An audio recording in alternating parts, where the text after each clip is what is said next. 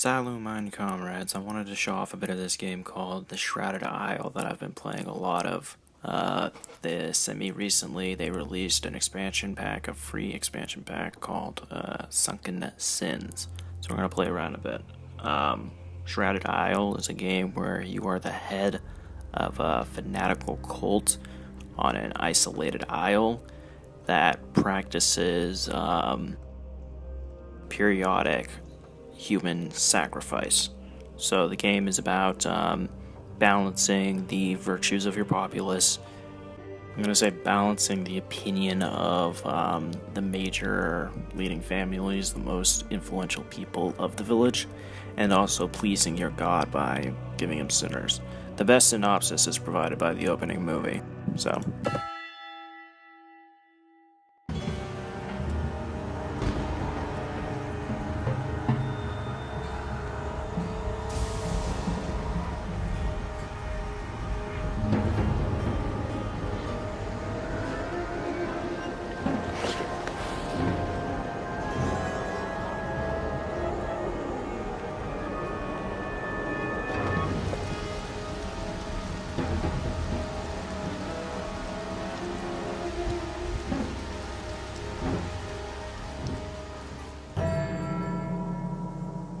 the new season, and we have a letter.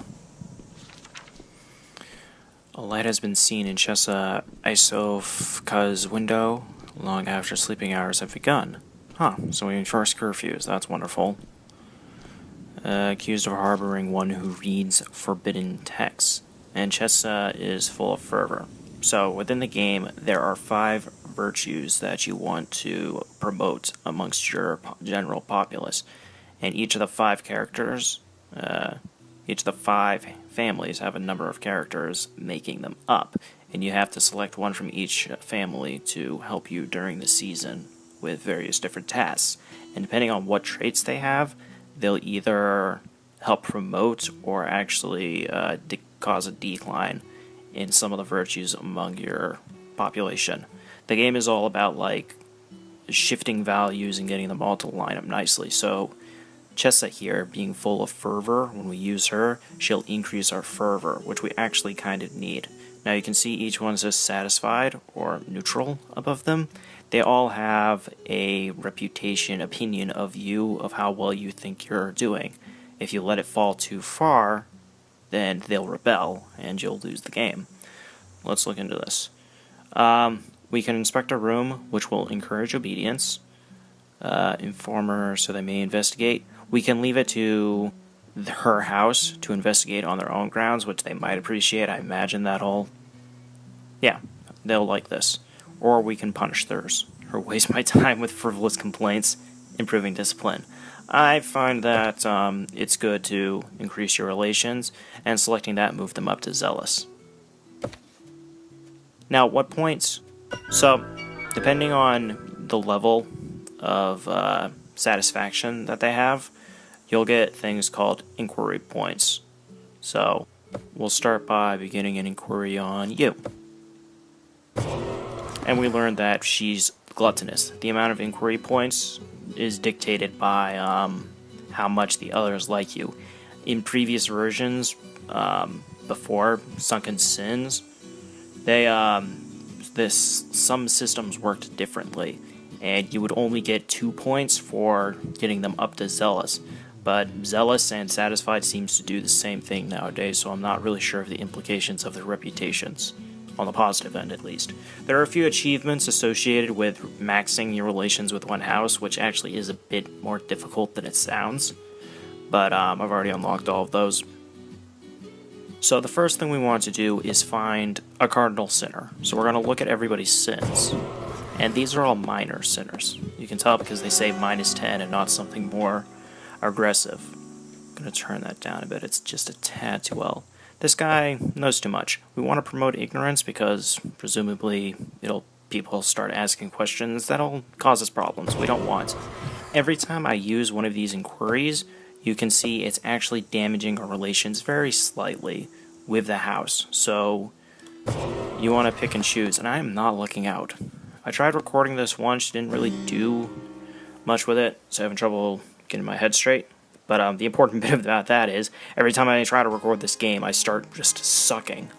The game is, I don't want to say it relies on your luck, it relies on you making very good, educated guesses, and being smart in the decision making you make, the decisions you make with the information you're given. Okay, so we found Ladislas Cadwell, who is a pervert. So we're going to appoint him as the advisor for this house, which is really bad because they're the house in charge of discipline. I'll explain what that means later, but he's going to be our sacrifice. I generally find that once you've identified a cardinal sinner, it's better to just go for positive traits. Positive traits do not cost as much to unlock in reputation as the negative ones. And I find it's better to clear up all the question marks for reasons we may get to later, depending whether or not I'll be able to cover the sunken sin stuff. So here's an obedience. You promote obedience, so actually no, yes. As I said, you want to clear out all the question marks. So if I have someone who I see they have 2 negative effects, I'll usually put them in for reasons I'll get to later once again. So penitence, you're a penitent. We actually, because of how damaging he is to discipline, we're probably going to want to appoint people who promote discipline. Let's see, and none of them do that. You're full of fervor, so we'll take you. And then the kidneys. Demas. Okay, so we're ready to actually start with the season. So assigning a worker, each house is associated with one of the virtues. Iosifaka, I butchered that completely, is in charge of fervor. They'll build monuments and they'll raise your fervor every time you use them. However, let's look at Cadwell. They're in charge of discipline. His sin actually lowers discipline, so he's going to nullify the effect of his house. So every time you select a character and then begin the tick, it's going to process all of the gains and all of the losses you get depending on the traits of the people you've chosen. Now, I need to take a breath here. So, in addition to applying everything there, houses become more satisfied the more you rely on their counsel, and they'll also become dissatisfied if you tend to favor certain houses. The longer you go without applying their advisor, the more dissatisfied they will become. Each of these other houses is going to lose one when we apply him. All of these effects become diluted the more advisors you assign to a given season. So he's currently doing a full -30 and a +10, but if we add this guy, he'll give 5 penitence as opposed to 10, and he'll start giving 5 discipline, and we won't take as big of a hit on our discipline. Now, so for starters, we're definitely going to take him. For another thing I'm going to show you, I'll promote ignorance and fervor just to get us started, and we'll begin in the month. So, there's the house activity of burning books, there's the virtue activity, which is whatever promotion we got from his virtue, and then there's the vice. And we saw before that we didn't have this unlocked. Putting people to do activities will sometimes reveal what vices and virtues they have. It'll tell you that they've damaged this virtue a certain way, so you know that's what they're doing. However, you don't know how bad it is until you actually go in and actually look at it with this system. However, I don't want to piss off Kegney. Again, the inquiries, whether you do them outside of season or in season, will cause reputation damage. So we'll move on to her. We didn't unlock anything, which I kind of predetermined. Next, the Cadwell. We found out that he's penitent. However, before we sacrifice him, we want to know exactly what he does, and that's actually really bad. That is a major virtue that he has to go along with his major vice. So that's actually going to really hurt us.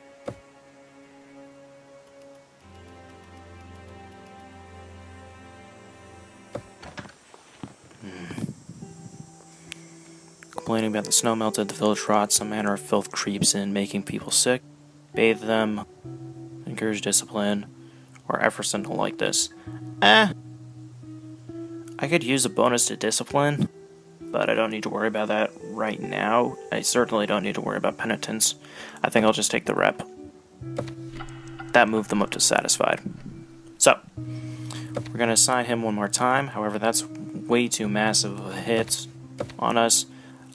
You can see here, it is right on the line. 23 is the minimum before it goes under. There are consequences to going under that we'll get to later. That is going to be a minus 15 plus 5, so a minus 10 altogether. We can do that just fine. And we want to boost our penitence for, again, reasons I'll get to when we get to it. And wow, you hurt our fervor by like a lot. Because you're a coward.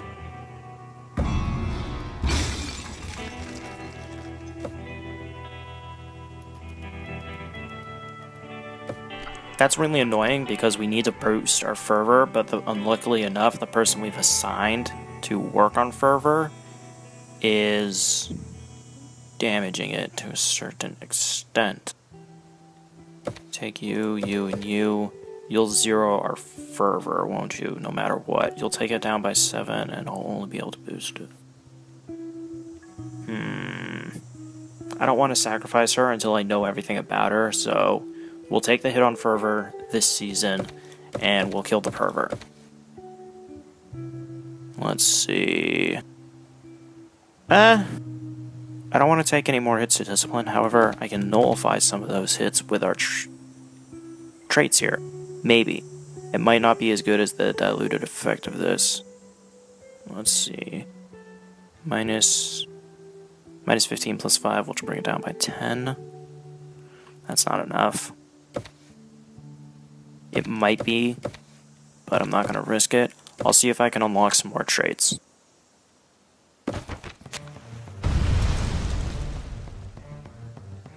And he's undisciplined, which hurt us even more. But these guys are disciplined, so they'll help us to get that back a bit, and you're unrepentant. So we learned some more traits, that's good. And the houses are all a bit more happier. Now for the sacrifice. Now, when we kill someone, for one thing, they'll be a little bit annoyed with us, whatever house of the person we killed them. For the major vice, we will gain whatever it is he was hurting.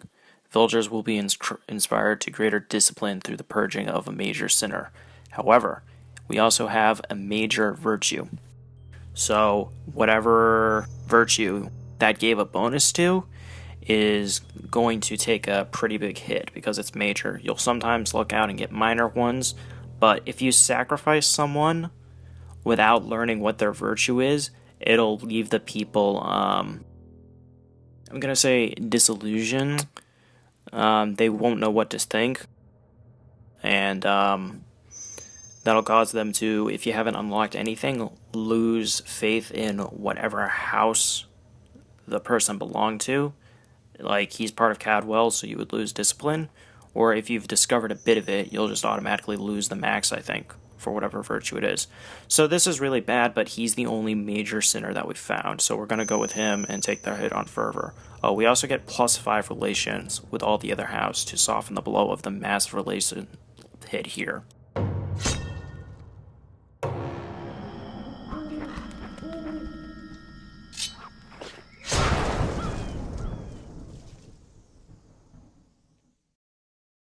And that's that. So as I explained, we lost a bit of penitence. We gained back the discipline by about +15, which pushed us back over the edge, which is why I wasn't worried about going into the negative. Cadwell grudgingly submits and mourns. We still lose -30, which is bad, but there's no way to avoid it. -30 is better than -50 or even 100 you'll sometimes get. And the other houses gain slight bit of approval. Now our demon god speaks to us.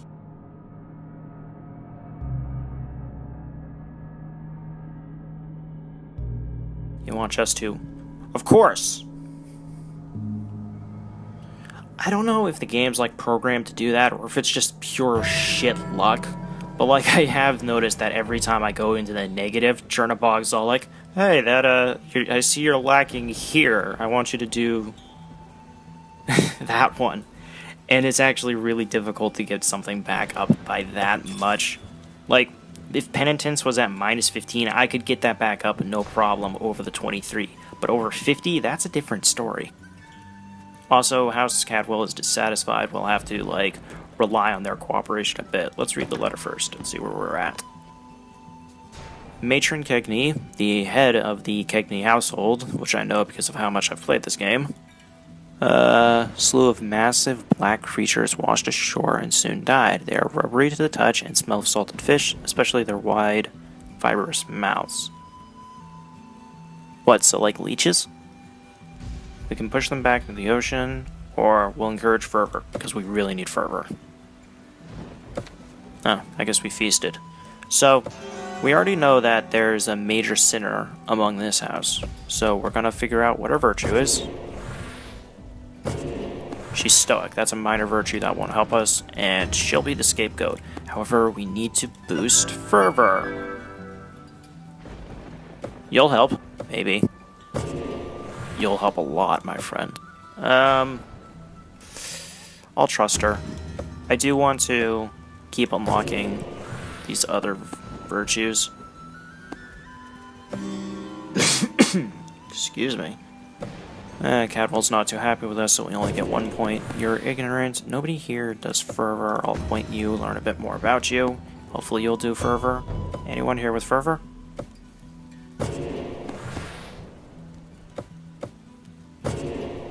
Singer. I'm gonna bet you're gonna be more worse than, but actually you only hurt disobedience, which we can afford to take a hit. But if things change, like I'm worried we'll get like a major sinner of disobedience, which will zero out disobedience, and if we appoint her,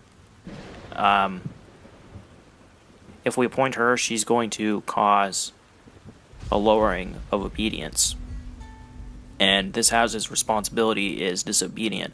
The traits come in 3 levels, virtues and vices are always worse, so they go minus 10, minus 20, and minus 30. So it's a guaranteed she's going to nullify the effect of her house, and we won't be able to raise obedience again if we get into a situation where we need to. So I'll rely on the singer for now. Oh, he wanted us to find the artist, and I didn't pay attention to whether it was a girl or a boy. That does actually matter. I've noticed that it lines up. If he says her, you will want to find a girl artist. Sometimes you end up with duplicates, but there's enough traits where it doesn't happen often. Anyway, so, yeah, I need to figure out which one of these people is ignorant, is lacking in ignorance, and that one will be the artist. Let's see, you know too much, but you're disciplined. I'll worry about the artist later. Pleasing Chernobog will cause this to flip again, and then you'll get another mission from him. And I guess it applies to the score later. I don't know. You're full of fervor, my friend. Just keep helping us with that. I think we're good with this setup. Now why did I do all that?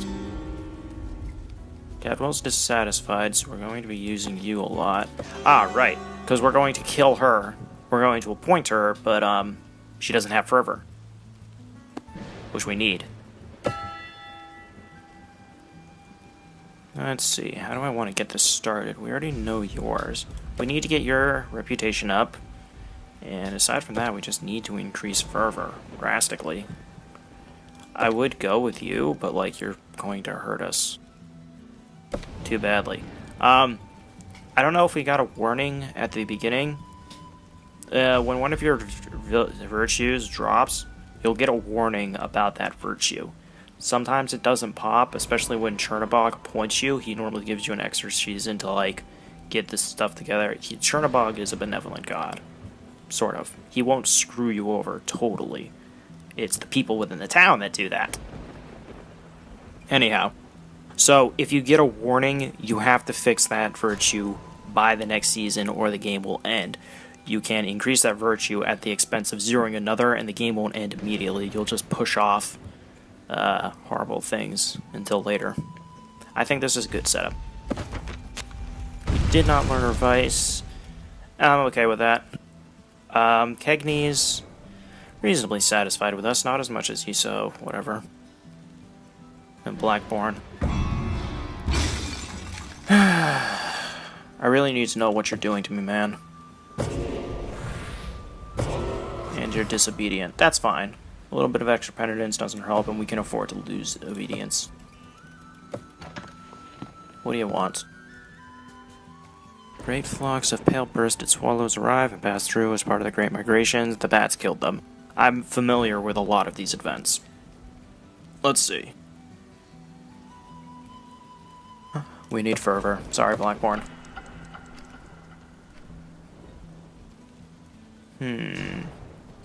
That'll do it. We actually don't need any more fervor. But we do need a satisfied Cadwell, so we'll rely solely on them. It'll hurt our relations with everyone else, but it'll get them back in the green. Fucking idiot. Wow, you really hurt us. Because you're a cynic.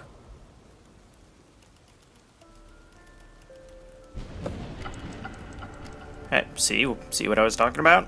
Good thing I didn't point that other person, huh? You'll also encourage fervor, so we can actually afford to put you on, which will bring it down by a certain amount. Get the sadist on here, and it'll actually go up, but it's red. Ah. Ha. Egg. Fine. Wow. Not only did you reverse whatever healing you were doing, so she's a kleptomaniac. I should have seen that coming, honestly.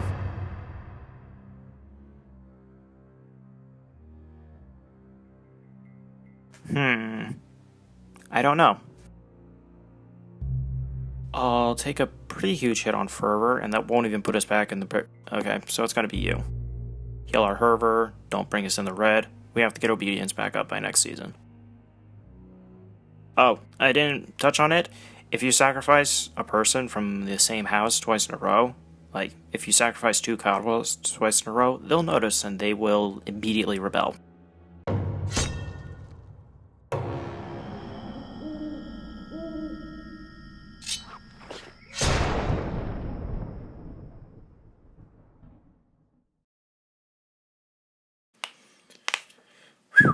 Okay.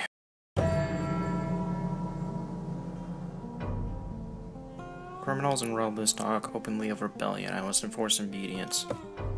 Contagions. Okay, so let's see if we can find one.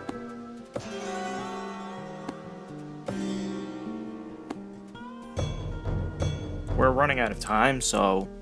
But I do kind of wanted to show you off the contagions. So, Sunken Sins introduced the Tower and Contagions. Contagions will replace a person's virtue slot when they're sick. And if you don't know somebody's virtue, well, you won't be able to see if they have a contagion. And then when you go to reveal that virtue, it'll show, oh hey, this person's been acting strangely lately, and you need to get that under control. To do that, you stick them in a vault, and then you examine them if you don't know what the contagion is, and then you purify them if you do. Let me read this letter. Has been seen, stolen... Yeah, I know she's a kleptomaniac. You can interrogate her yourself, and she might admit it, but I already found that out last season. Blackborn will not like this. Blackborn will not like this. What? I guess I'll do you. Oh, House Kegney approves. What? You said Blackborn. Whatever. Usually I go with the middle option, but as I said, I already knew what she was doing. So, like I said, we're running out of time. I'll just show off sunken sins. Figure out what a virtue is. I meant to hit this. So, you can spend an inquiry point to learn what sort of sickness ails them. I find it's better in the earlier game, which we are very much still in, to just keep researching other virtues to find the contagions. But you can also examine them, and that will also reveal it, but it will take an entire season. So when you figure out what's wrong with them, you purify them, and they go down in the water for 3 months. Yeah. So I think that'll do it for this little introduction to the Shrouded Isle. Thank you for joining me. Sayonara.